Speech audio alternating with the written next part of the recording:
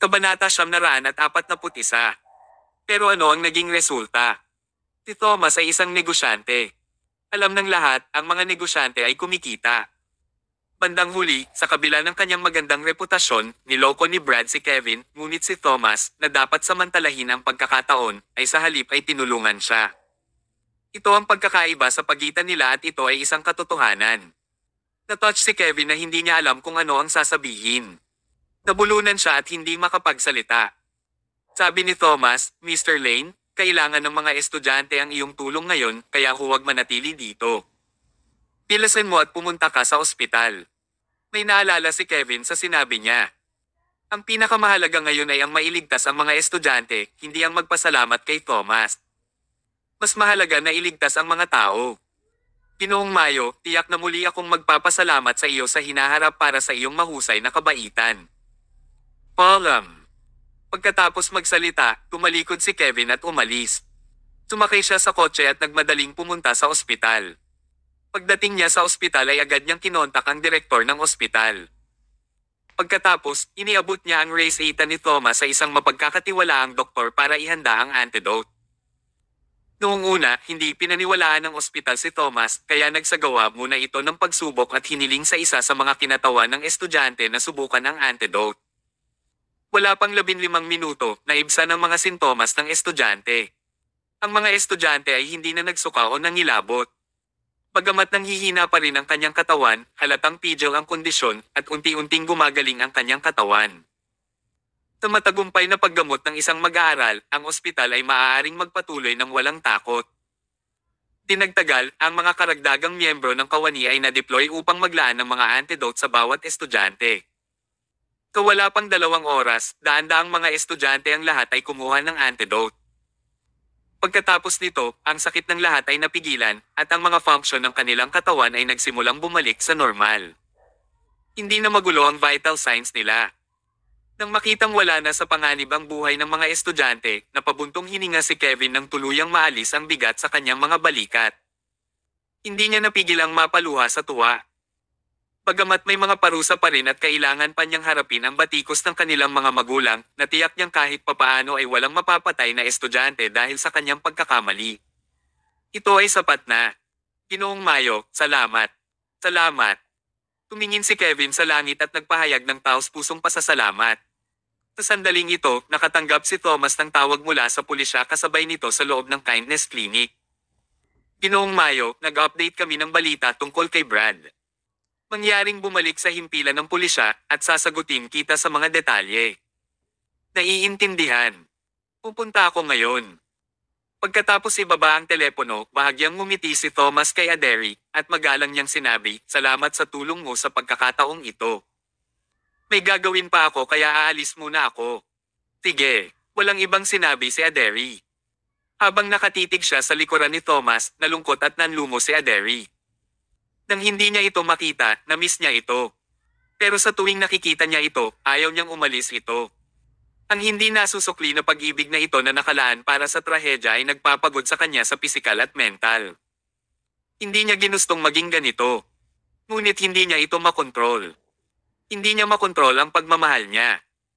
Kung makokontrol ang pag-ibig, mas gugustuhin niyang walang damdamin sa buong buhay kaysa maiwang nakakaramdam ng kakila-kilabot na mag-isa.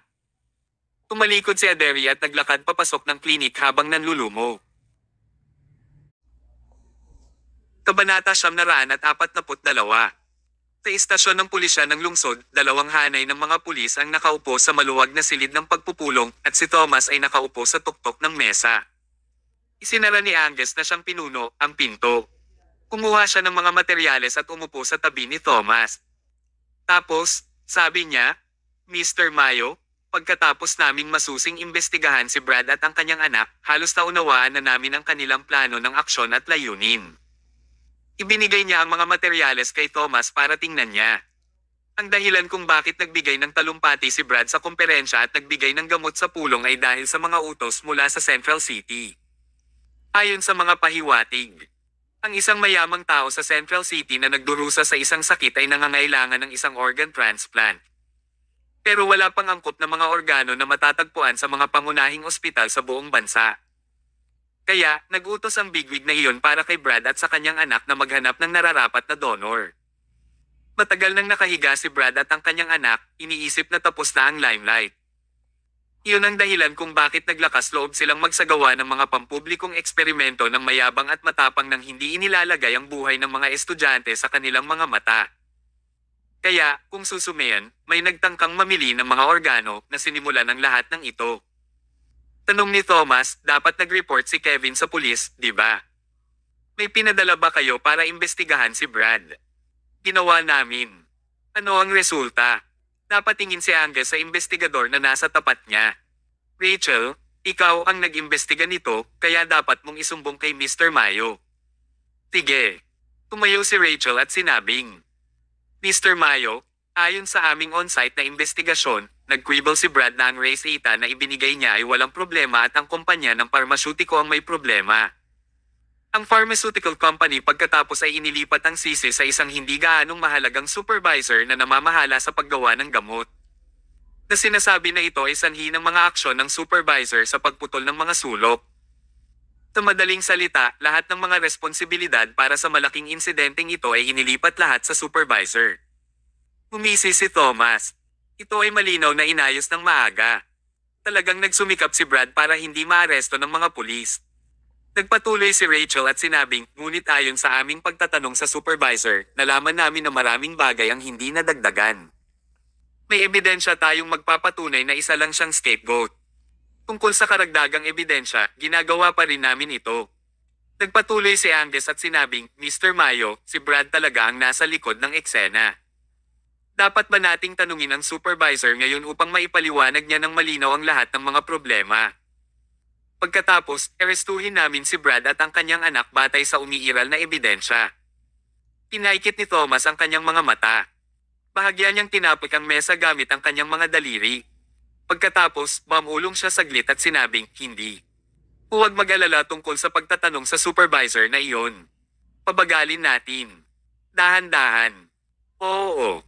Si Angus at ang mga pulis na naruroon ay nataranta.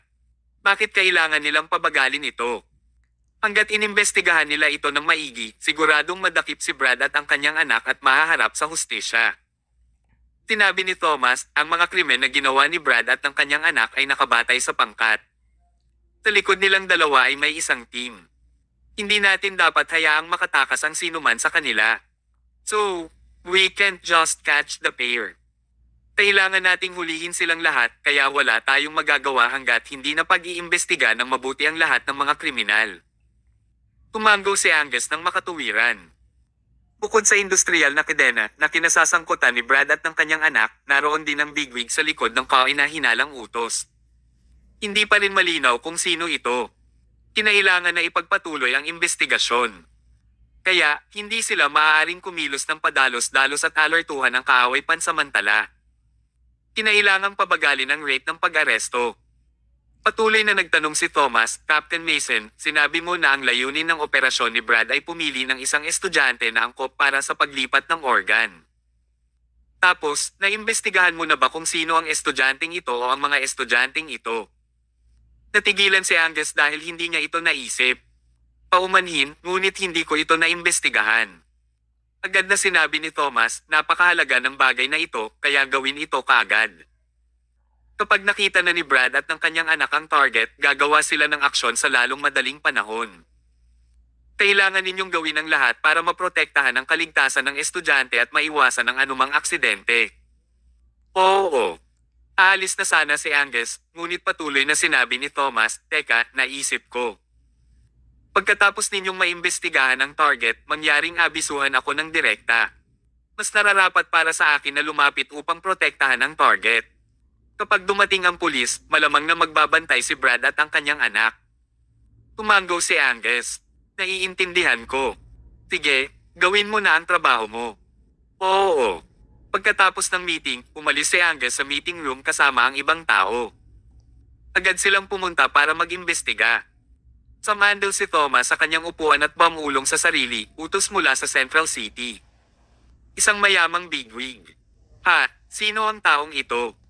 Kasabay nito, sa tagong silid ng klinik, magkaharap na nakaupo si Brad at ang kanyang anak. Nagiinuman sila at nagdiwang. Tatay, sa pagkakataong ito ay naging maayos ang operasyon. Masayang itinaas ni Merrick ang kanyang wine glass.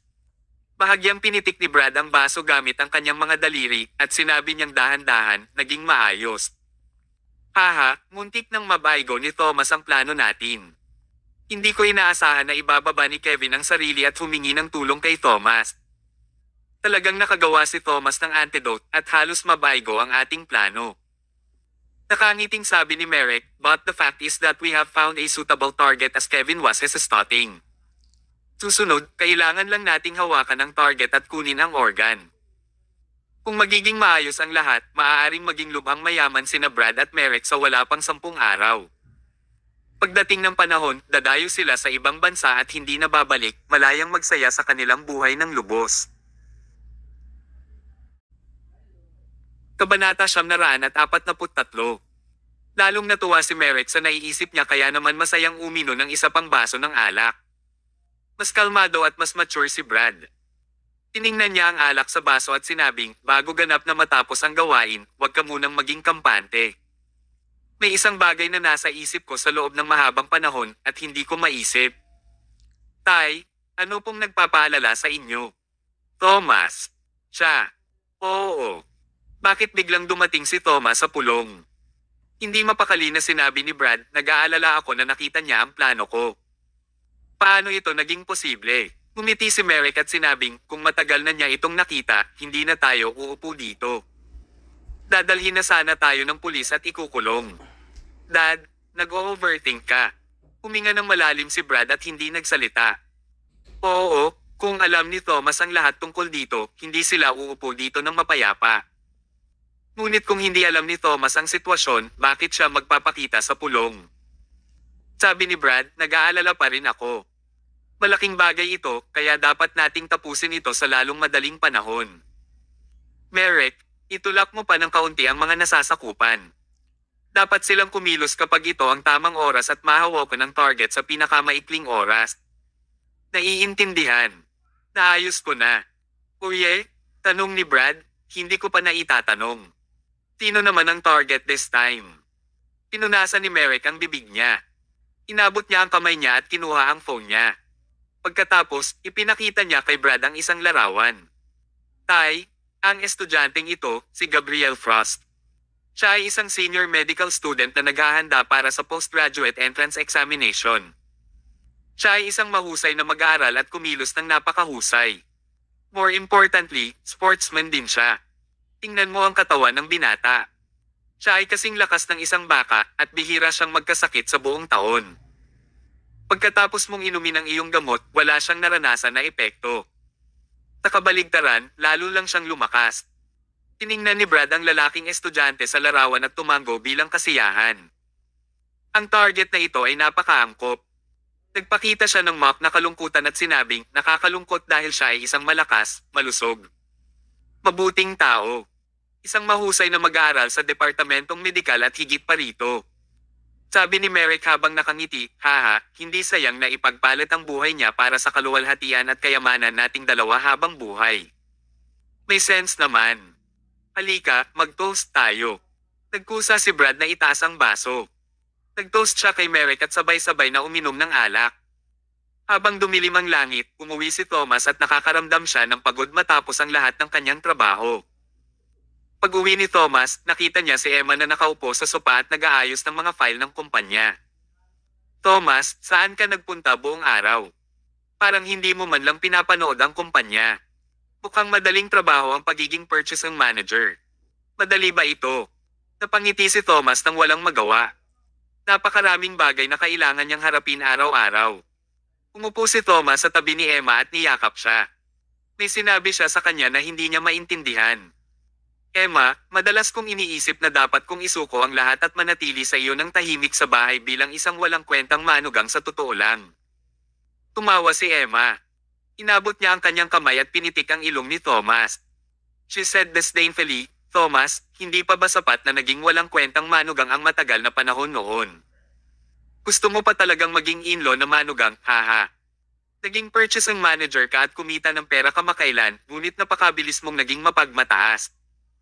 Nakalimutan mo na ba kung paano ka kinukutya ng mga kamag-anak na iyon noon? Hayaan mo akong sabihin sa iyo. Napakahalaga ng karera sa isang lalaki. Hindi mo dapat subukang tumakas dahil natatakot ka sa hirap at pagod. Lalo na kapag bumang ang career mo. Tinabi mo pa na gusto mong isuko ang lahat. Ano pa ang maaari mong isuko bukod sa posisyon ng purchasing manager? Thomas, hindi ka maaaring maging mayabang sa ilang malilit na tagumpay lamang. Iyon ay isang malaking no. No. Ngumiti ng mapait si Thomas. Oras na para sabihin kay Emma ang tungkol sa maraming bagay. Kung hindi pa rin niya sasabihin sa kanya, iniisip niya kung hanggang kailan niya ito itatago. Ilang beses gustong sabihin sa kanya ni Thomas, ngunit wala siyang masabi sa kanya. Saan siya dapat magsimula? Dapat ba niyang sabihin kay Emma na siya ang Diyos ng digmaan ng West Coast at pinuno ng Southland District? Kakaiba kung hindi iisipin ni Emma na baliw siya. Kahit na paniwalaan ito ni Emma, ito ay darating bilang isang pagkabigla, hindi isang kaaya-ayang sorpresa. Kaya, hindi niya masabi sa kanya pansamantala. Kailangan niyang humanap ng angkop na oras at lugar at sabihin ang lahat tungkol kay Emma kapag ito ay nararapat. Ito ay upang matiyak na hindi matatakot si Emma. Habang nag-iisip siya ay bigla niyang narinig ang sunod-sunod na mabilis na yabag. Clap, clap, clap.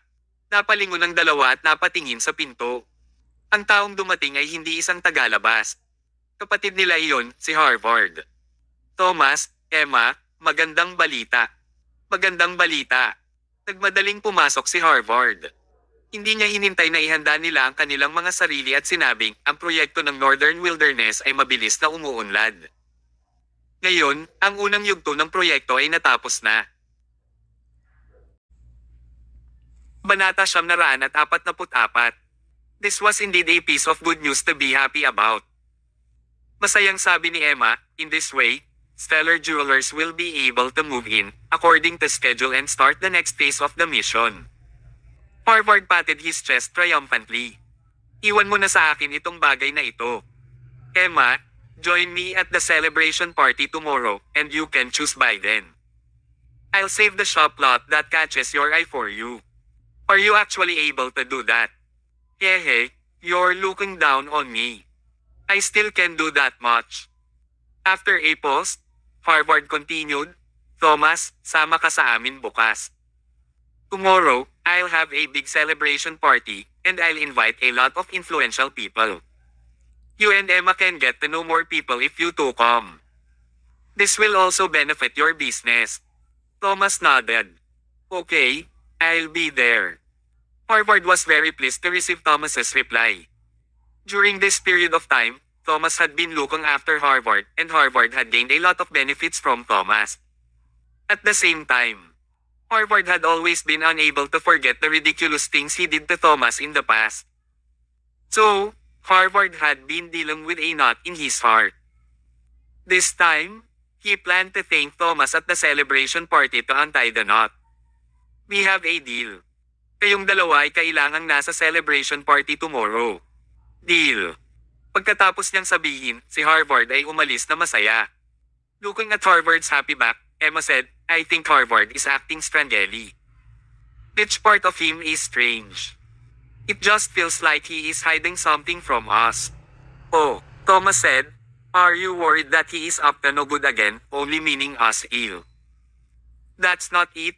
Emma thought about it for a while and said, I think Harvard might want to give us a surprise. Or maybe it's specifically for you. A surprise? For me. Thomas was skeptical. How could Harvard, who had a straightforward personality, think of this? Emma explained, when I was young, there was a time when Harvard stole a lot of money from my grandpa. Then, he bought me a kite that I really liked without telling me.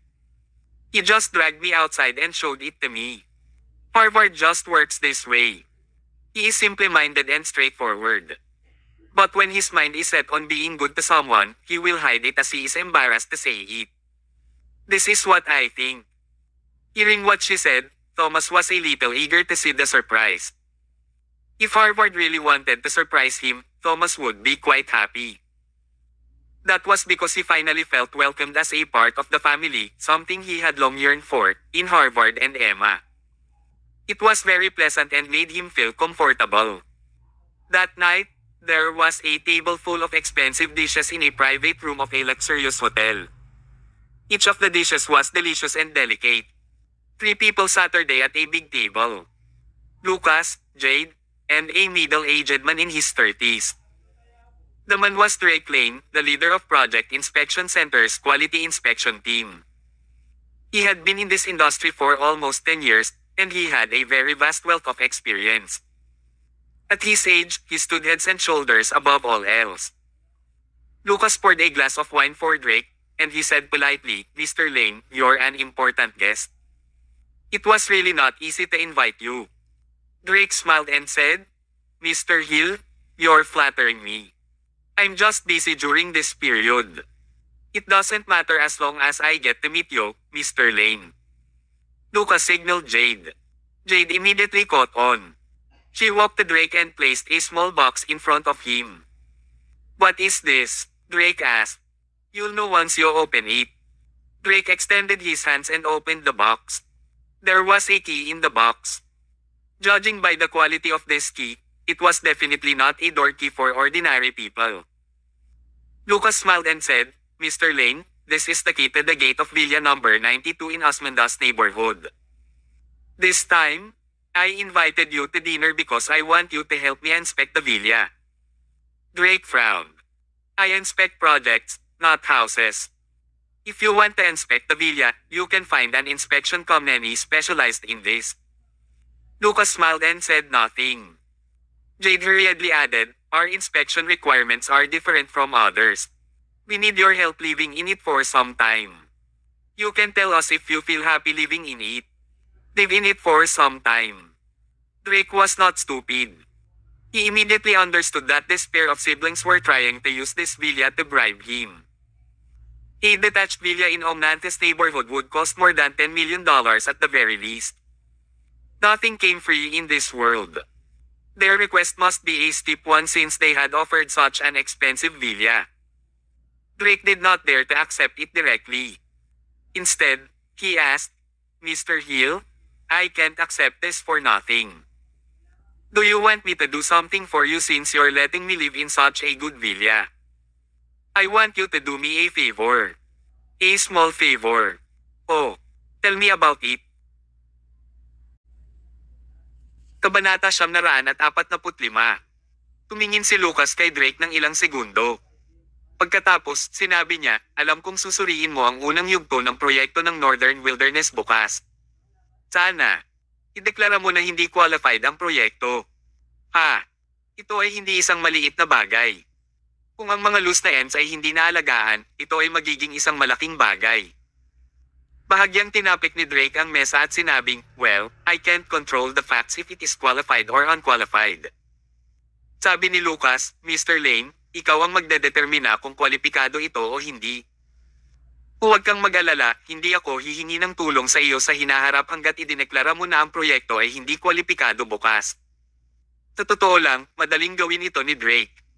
Ang kanyang deklarasyon ay maaaring makakuha sa kanya ng isang villa. Mahirap para sa sino man na tumanggi. Taglit na nagalinlangan si Drake. Biglang tumunog ang phone niya kaya napatingin siya dito. Ito ay isang tawag mula sa kanyang ama. "Excuse me, tatay ko yon. Kailangan kong umalis saglit." Kinuha ni Drake ang phone niya at lumabas. Sa silid, kumurap si Jade at nagtanong, "Lucas, sa tingin mo ba tatanggapin ni Drake ang hiling natin?" Umisi si Lucas. Naninindigan siyang manalo ng isang villa na nagkakahalaga ng 10 milyong dolyar sa isang deklarasyon lamang. Kung ikaw iyon, tatanggapin mo ba? Tatanggapin ko, syempre. Tanong ulit ni Jade, "But it just fails the inspection only. Parang hindi naman big deal sa Harvard, di ba? Pwede naman niyang itama at ipasa ang inspection sa hinaharap, di ba? Di ba? Paano ito naging simple?" Sinabi ni Lucas, nakagawa na si Harvard ng mga verbal na kasunduan sa 12-dosenang kumpanya para pumirma ng mga kontrata. Kapag nabigo ang inspection, ang mga kontrata ay kailangang ipagpaliban. Hindi ito ang pinakamahalagang variable. Ano kaya ang iisipin ng mga kumpanyang iyon? Iisipin nila na ang Harvard ay hindi mapagkakatiwalaan at ang proyekto ng Northern Wilderness ay maaaring hindi rin mapagkakatiwalaan. Kaya, sila ay tumalikod at muling susuriin ang mga bagay. Sa oras na iyon, papaalahin namin ang apoy sa pamamagitan ng paggamit ng media upang maging sanhi ng isang eksena at ilantad ang panloob na kwento ng mga kontratista. Pagdating ng panahon, siguradong matatapos si Harvard. Madaling magkalat ng chismis ngunit mahirap pabulaanan ang mga ito. Kung nabigo ang inspection, masasabi ni Lucas ang anumang gusto niya pagdating ng panahon. Kailangang bigyang pansin ni Harvard ang damage control at sabay-sabay na pabulaanan ang mga alingaw-ngaw, kaya tiyak na siya ay maubos. Ang punto ay baka hindi siya paniwalaan ng mga tao kahit na magsalita siya laban sa mga alingaw-ngaw. Sa panahon ngayon, lahat ay handang maniwala sa anumang mga pagsasabuatan na puno ng anumang nakakagulat na kwento sa loob.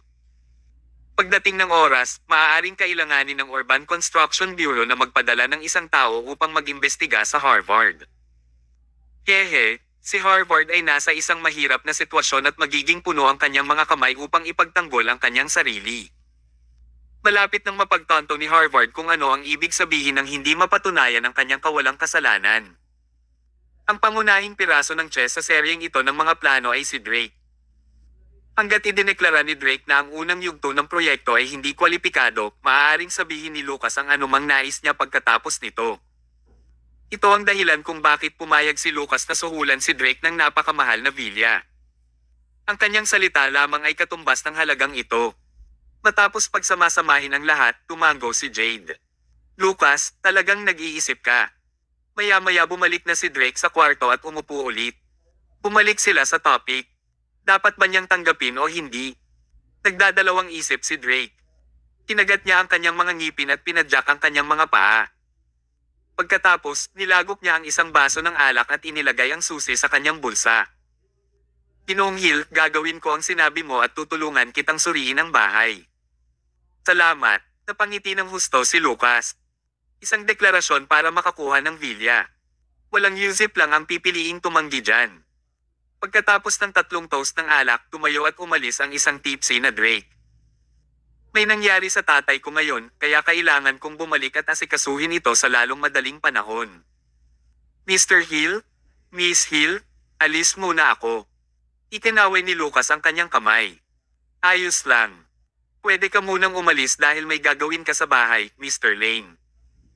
Makontento ako basta't matutulungan mo akong tapusin ang maliit na kahilingang iyon bukas. Siguradong masisiyahan ka. Nakipagkamay si Drake sa kanya. Pagkatapos, kinuha niya ang coat niya at lumabas ng kwarto. Naiwan sa kwarto ang magkapatid na Hill. Tuwang-tuwa si Jade at sinabing, Lucas, ginawa mo na naman.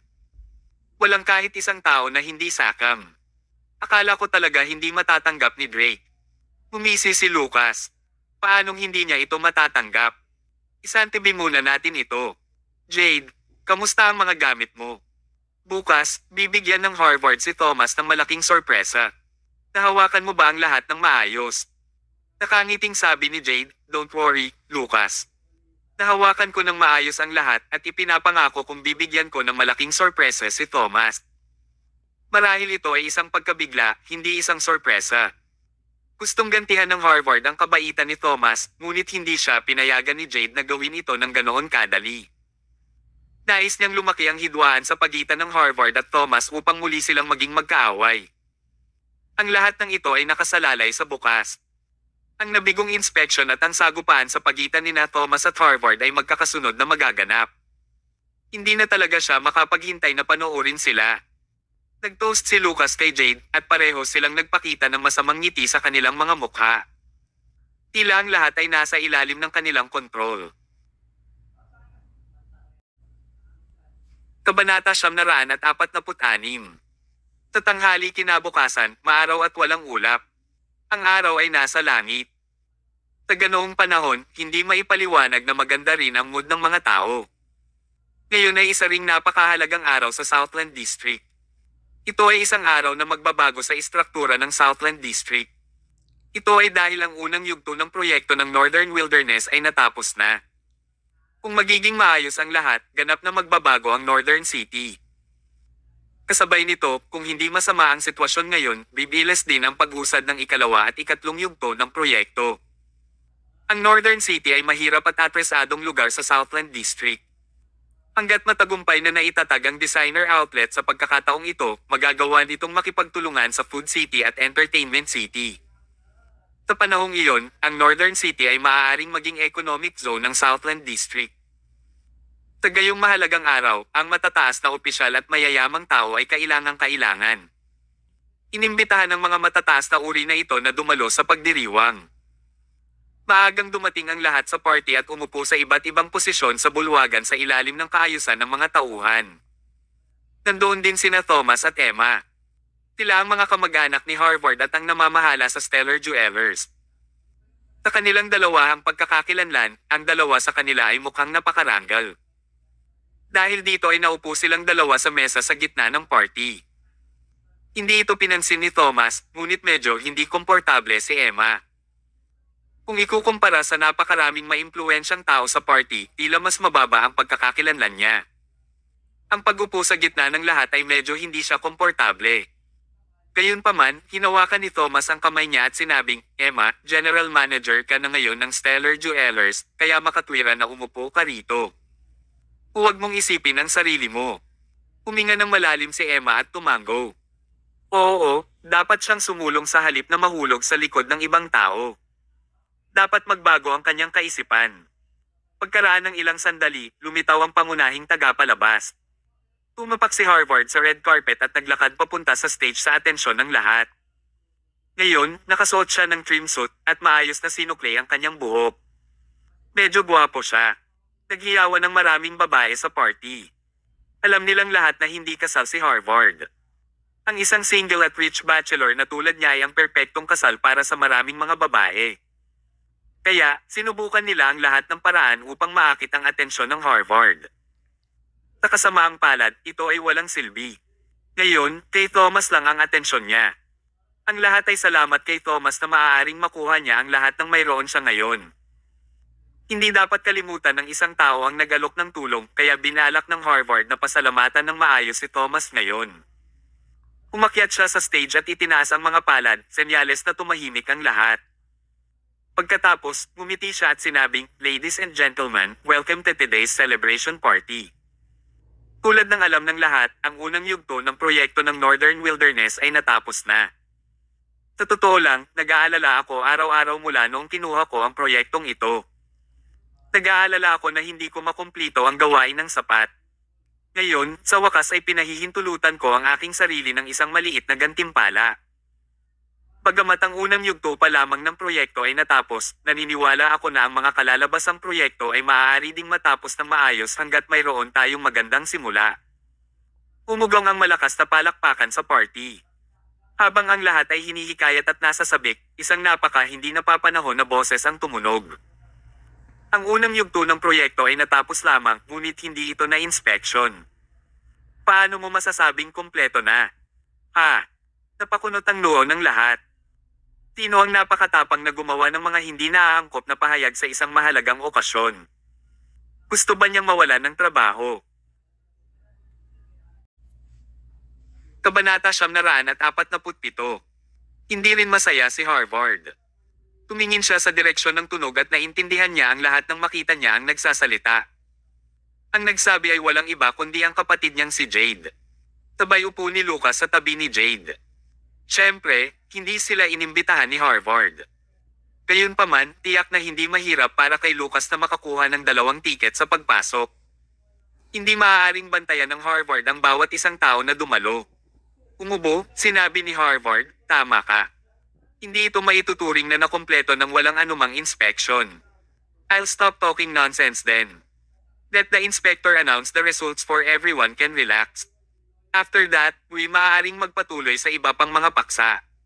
Pagkatapos niyang magsalita, muling sinabi ni Jade, "Harvard, hindi tama iyon." Ano ang hindi nararapat? Nagpakita ng peking ngiti si Harvard at nagtanong, "Jade, sa tingin mo ba may mali sa paggawa ko nito?" Tumayo si Jade at sinabing, "Wala namang masama. Ipapahayag mo lang ang mga resulta sa harap ng lahat. Paano kung nabigo ka sa inspection? Hindi ba't sinusunog mo lang ang iyong mga bridges? So, I think that you should talk with the inspector in private first. Kung nabigo ka, hindi ka dapat magmadali upang ipahayag ito." Maghintay ng 2 araw para matapos ang pagwawasto bago mo ito ipahayag. Ano ang kanyang sinasabi? Ang mga dumating ay pawang matataas na opisyal at mayayamang tao. Paano sila naloko sa kanya ng ganoon kadali? Tila nagbibigay ng payo kay Harvard si Jade, pero talagang inilalagay niya siya sa isang mahirap na sitwasyon. Wala siyang iniwan na puwang para magmanyobra. Malamig na sinabi ni Harvard, huwag kang mag-alala, tiyak na hindi ako manloloko. Ang ibig sabihin ng pagiging kwalipikado ay pagiging kwalipikado, at ang ibig sabihin ng pagiging hindi kwalipikado ay hindi kwalipikado. Ang resulta ay iaanunsyo sa publiko, at magkakaroon ng ganap na transparency. Nagtiwala si Harvard sa kanyang trabaho. Bago nagsagawa ng inspection ng quality inspector, nakahanap na siya ng iba pang kumpanya ng inspection upang mag-inspection sa kanyang trabaho. Nasiyahan silang lahat. Sa sobrang paghahanda, tiyak na may dahilan siya para maniwala sa kanyang sarili. Bukod dito, mahigpit niyang sinusubaybayan ang buong unang yugto ng proyekto, at ang bawat pamamaraan ay mahigpit na sinuri. Hindi kailanman nagkaroon ng kaso ng pagputol, kaya paano ito magiging hindi kwalipikado? Naniniwala si Harvard na kaya niyang panindigan ang inspection dahil wala siyang ginawang ilegal. Ngunit ano ang katotohanan?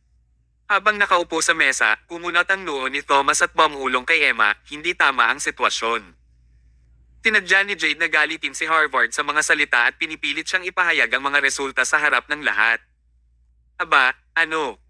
Naniniwala ako na si Harvard ay hindi maglalaro ng marumi at hiwa-hiwalay.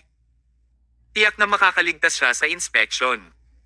Ang isang inspection at pag-anunsyo ng mga resulta ng inspection ay dalawang magkaibang bagay. Ha! Tumingin si Emma kay Thomas. Pagkaraan ng ilang sandali, naunawaan niya ang ibig sabihin ni Thomas. Oo, dalawang magkaibang usapin ang inspection at pag-anunsyo ng resulta ng inspection. Kahit na pumasa ang inspection, magiging pareho ba ang resultang inihayag? Ayon sa mga personalidad ni Jade at Lucas, dapat silang maging handa dahil nang ahas silang makipagsapalaran upang pukawin ang Harvard sa publiko. Dapat ay gumamit sila ng isang tiyak na diskarte upang pakialaman ang resulta ng inspection. Kung iyon ang kaso, ang mga nagawa ng Harvard ay nasa panganib. Lalong natakot si Emma habang iniisip ito. Kinakabahan niyang sinabi, Thomas, ano ang dapat nating gawin? Natahimik si Thomas. Ang mga bagay ay umabot na sa puntong ito at huli na para sabihin ang anuman. Palaging may solusyon para sa isang problema. Sa sandaling iyon, isang grupo ng mga tao ang pumasok sa bulwagan. Ito ang pangkat ng inspection para sa proyekto. Ang naunang naglakad ay si Drake. Nang madaanan sina Lucas at Jade, ngumiti si Drake at tumango sa kanila sa harap ng lahat na para bang matagal na silang magkakilala. Nang makita ang eksenang ito, bumilis ang tibok ng puso ni Harvard at nanlamig siya sa pagkabigo. Kabanata 948. Halata ang mga kilos ni Drake. Nakikita ito ng sino mang hindi bulag. Nagsimulang mag-alala ang lahat tungkol sa mga resulta ng anunsyo na ito. May mga inayos ba sina Drake at Lucas sa likod ng mga kortina? Sino ang nakakaalam? Anuman, ang mga resulta ay lalabas sa ibang pagkakataon at ang lahat ay magiging malinaw. Puno ng pawis ang mga palad ni Emma habang pinagmamasdan si Drake na naglalakad patungo sa stage. Lumapit siya kay Thomas at bumulong, mukhang makulimlim si Drake. Nakipagpalitan siya ng tingin kay Lucas, kaya malamang kanina pa siya nasuhulan nito. Paano natin hahayaan ang gayong tao na ipahayag ang resulta? Umiti ng mapait si Thomas at walang sinabi. Ang Urban Construction Bureau ang nagtalaga ng kanilang mga inspector. Walang mga string na maaaring hilahin para sa inspector na mauna sa kanyang sarili sa anumang kaso. Bukod pa rito, huli na para sabihin ang anumang bagay kapag nasa punto na ito. Kung si Drake ay kumilos ng hindi marangal at nasuhulan ni Lucas, kung gayon ang magagawa niya ay. Tahimik na kinuha ni Thomas ang kanyang telepono at inilagay sa mesa. Kung may problema sa resulta, hindi siya maaaring maupo at panoorin si Harvard na mapapahamak. Pagdating doon, kinailangan ni Samson na harapin ang sitwasyong ito.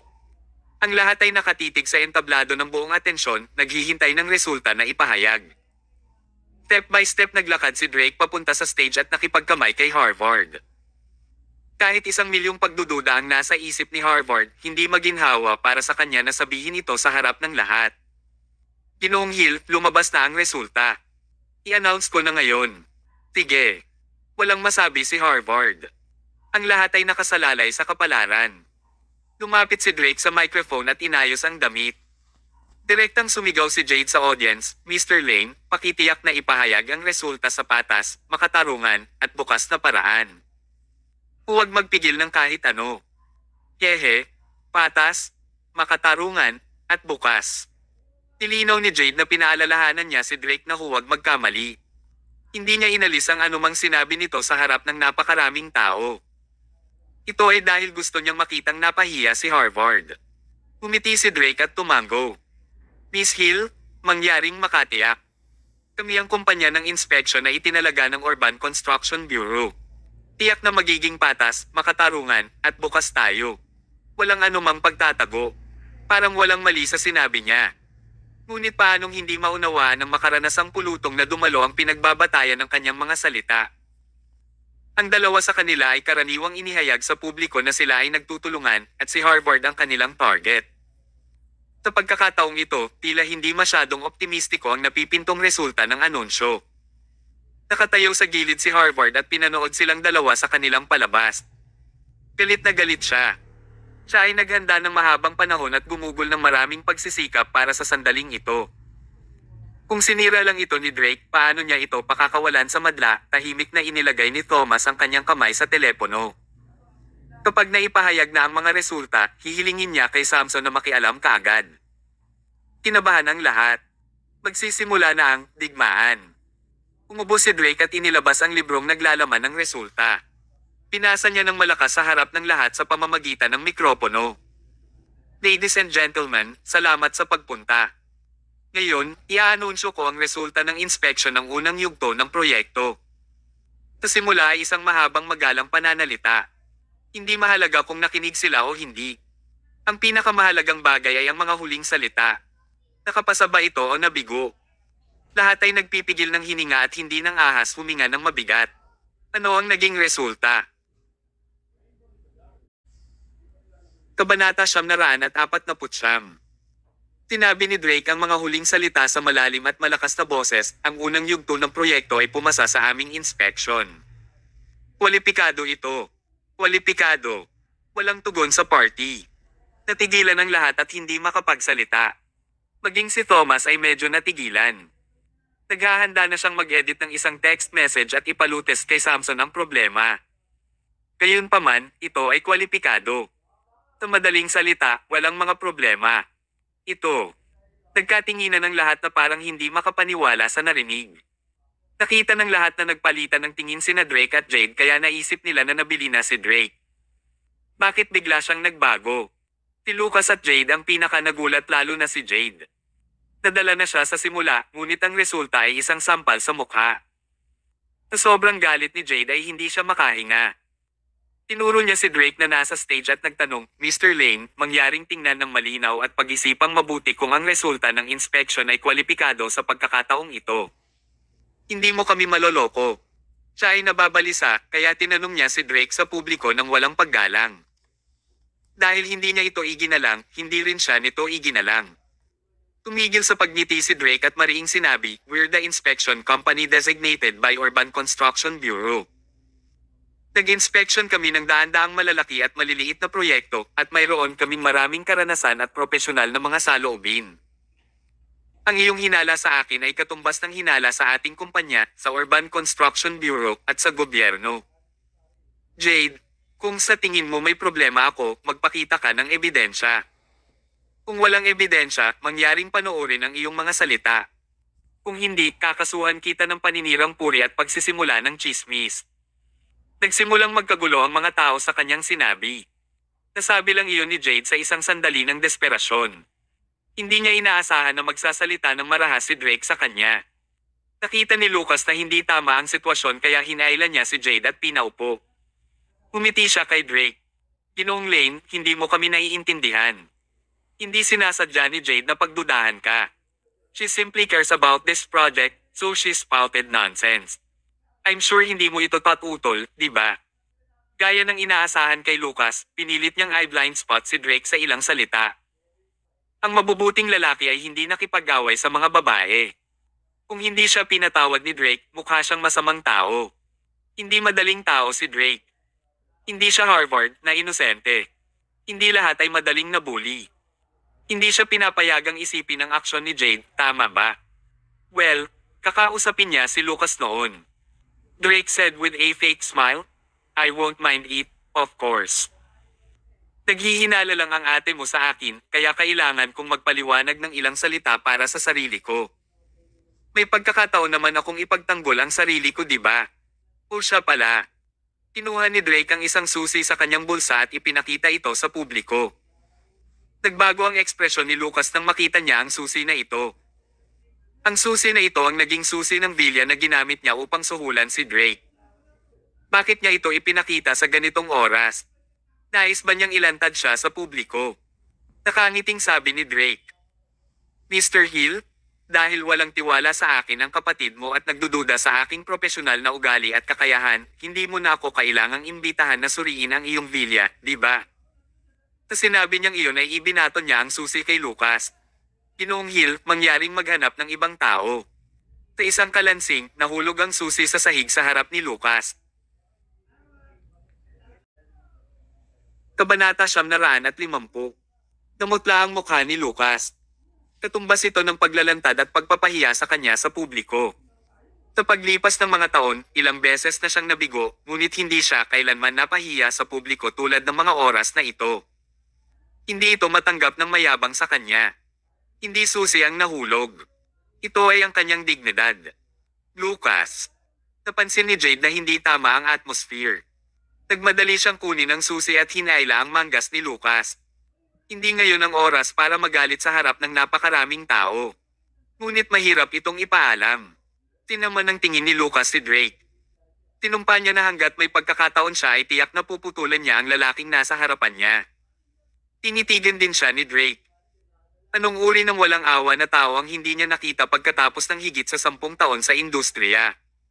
Si Drake ay hindi natatakot sa gulo. Napakatahimik ng party. Lahat ng naruroon ay nakaranas sa mga ganitong bagay. Sa puntong ito, sino pa ba ang hindi makakaintindi? Gumamit si Lucas ng bilya para suhulan si Drake, ngunit sa kasamaang palad, si Drake ay isang matuwid na tao. Hindi niya tinanggap ang bilya at pinahiya pa niya ito at inilantad sa publiko. Sa pagkakataong ito, napahiya si Lucas. Maraming mga tao ang nag-cross ang kanilang mga paa at nanonood ng buong galak dahil wala itong kinalaman sa kanila. Matapos magtinginan ng matagal, ngumuso si Lucas at umupo. Hindi siya nagalit. May contingencies pa siya. Kung ordinaryong tao lang sana ay sumugod na siya sa stage para physically attack si Drake. Gayunpaman, nagawa pa rin ni Lucas na pigilan ang sarili at huwag maging mapusok. Dapat sabihin ng isa na siya ay nagtataglay ng mga katangiang higit pa sa karaniwang mga tao. Humisi si Drake. Lumingon siya at sinabi kay Harvard na nasa tabi niya, "Mr. Hill, ito ang sertipiko ng inspection. Mangyaring panatilihin itong ligtas upang maiwasan ang paggamit ng mga kriminal upang gumawa ng kaguluhan." May nakapaloob na kahulugan sa kanyang mga salita. Mga kriminal tulad ni Lucas, tama ba? Sa katunayan, nadama ng lahat sa party na hindi na kailangan ni Lucas na manatili. Siya ay inabutan ng isang mapangwasak na pagkatalo, kaya't ang pananatili dito ay lalong magpapahiya sa kanyang sarili. Sa entablado, inilagay ni Harvard ang sertipiko at magalang na sinabi, "Mr. Lane, isa kang walang kinikilingan na inspector. Salamat sa iyong trabaho ngayon." Salamat. Ito ay isang taos-pusong pasasalamat. Kung hindi nakayanan ni Drake ang tukso, maaaring iba ang resulta ngayon. Kung talagang nabigo ang inspection, hindi maisip ng Harvard kung ano ang magiging resulta. Maaari siyang mawalan ng pera, at okay lang iyon, ngunit hindi niya kayang mawala ang kanyang katayuan at reputasyon. Hindi niya matagumpay na maakit ang sinumang mamumuhunan sa hinaharap. Iniligtas talaga siya ni Drake. Ginoong Lane, nagsumikap ka. Maupo ka muna. Hindi na kailangang akayin si Drake sa kanyang upuan dahil nagpareserba na si Harvard ng upuan para sa kanya sa pinakasentro na mesa, kaya maaari na siyang umupo doon ngayon. Umupo siya sa tabi ni Thomas. Malugod siyang tinanggap ni Thomas at sinabi niya, "Mr. Lane, I really appreciate your selflessness today. Nakatulong ka sa Harvard at tinulungan din kami. Salamat. Itinaway ni Drake ang kamay niya. Pagkatapos nito, nilagyan niya ng alak ang isang baso. Pagkatapos, hinawakan niya ang baso ng alak gamit ang dalawang kamay at magalang na sinabi kay Thomas, Mr. Mayo, hindi mo kailangang magpasalamat sa akin. Ito ay natural lamang. Well, hayaan mo akong mag-toast sa iyo upang ipahayag ang aking pasasalamat. Natarante si Thomas sa sinabi niya. Kahit napakatalino ni Thomas ay hindi niya maintindihan ang ibig sabihin ni Drake. Ang dapat magpahayag ng pasasalamat at gumawa ng inisyatiba upang mag-toast ay si Thomas. Bakit si Drake ang nagkusa na mag-toast? Ito ay hindi magkaroon ng kahulugan. Maging si Emma ay mukhang nataranta. Tinanong niya sa mahinang boses, Thomas, pamilyar ka ba kay Mr. Lane? Nagkibit balikat si Thomas na nagpapahiwatig na hindi niya ito kilala. Iyon ay kakaiba. Hindi nila kilala ang isa't isa, kaya bakit ang galang ni Drake kay Thomas? Nakita ni Drake ang pagkalito ni Thomas at nakangiting sinabi, Mr. Mayo, hayaan mo muna akong mag-toast sa iyo. Pagkatapos nito, ipapaliwanag ko sa iyo. Sige. Itinaas ni Thomas ang kanyang wine glass at nag-toast sa kanya. Pagkatapos, inubos nila ang alak sa isang lagop. Pagkatapos uminom ng isang baso ng alak, ibinaba ni Drake ang kanyang baso at sinabing, Mr. Mayo, hindi mo man ako kilala, pero malaki talaga ang naitulong mo sa akin. Ang ginawa ko ngayon ay para lang ibalik ang kabutihan mo. Kabaitan. Saan ito nagsimula? Sabi ni Thomas, pero hindi pa tayo nagkikita, di ba? Anong kabaitan ang sinasabi mo? Tumawa si Drake. Ginoong Mayo, linawin ko. Ang pangalan ko ay Drake at ang aking apelyido ay Lane. Lane. Bahagyang kumunat ang noo ni Thomas, inalala kung sino mang kakilala niya ang may ganitong apelyido. Bigla niyang naalala. Maaaring si Kevin Lane, ang direktor ng ospital ng Pharmaceutical University, ang iyong. Tumawa si Drake. Oo, siya ang aking ama. Si Kevin pala ang ama ni Drake. Ngayon, lahat ng mga pagdududa ay nalutas. Pinahiya ni Kevin si Thomas noon. Hindi lamang siya kinasusuklaman ni Thomas, ngunit tinulungan din niya si Kevin na iligtas ang buhay ng mga estudyante. Ito ay naging isang dakilang gawa ng kabaitan. Bagamat walang oras si Kevin para bayaran siya, ginawa talaga ito ng kanyang anak na si Drake bilang kapalit niya.